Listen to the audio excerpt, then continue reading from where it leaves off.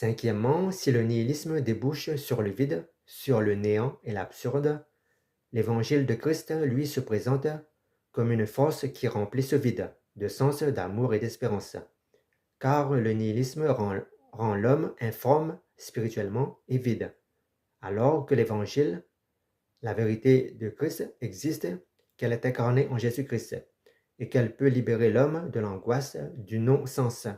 Loin d'être un simple système moral ou religieux, l'évangile est une puissance vivante qui peut efficacement renverser le nihilisme en proclamant que la vie a une origine, un but et une valeur éternelle. Le nihilisme enseigne que Dieu n'existe pas ou qu'il est mort et qu'il n'y a pas de but supérieur dans la vie. Il rejette toute vérité et valeur objective, menant au désespoir et à une vie absurde. Selon Ecclésiaste 1, verset 2, Salomon décrit le ressenti nihiliste d'une existence dépourvue de sens, dépourvue de Dieu. Vanité des vanités, tout est vanité. Selon le psaume 14, verset 1, l'insensé dit en son cœur, il n'y a pas de Dieu.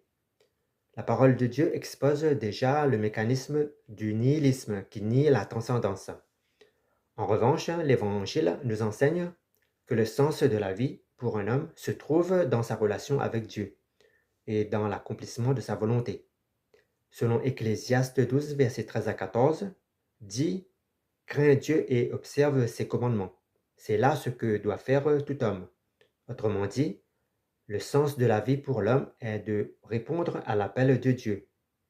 Selon le psaume 139, verset 13, qui dit « C'est toi qui as créé mes reins, qui m'as tissé dans le sein de ma mère. » Autrement dit, la création individuelle prouve que chaque vie, que chaque personne possède un sens et une intention pour Dieu.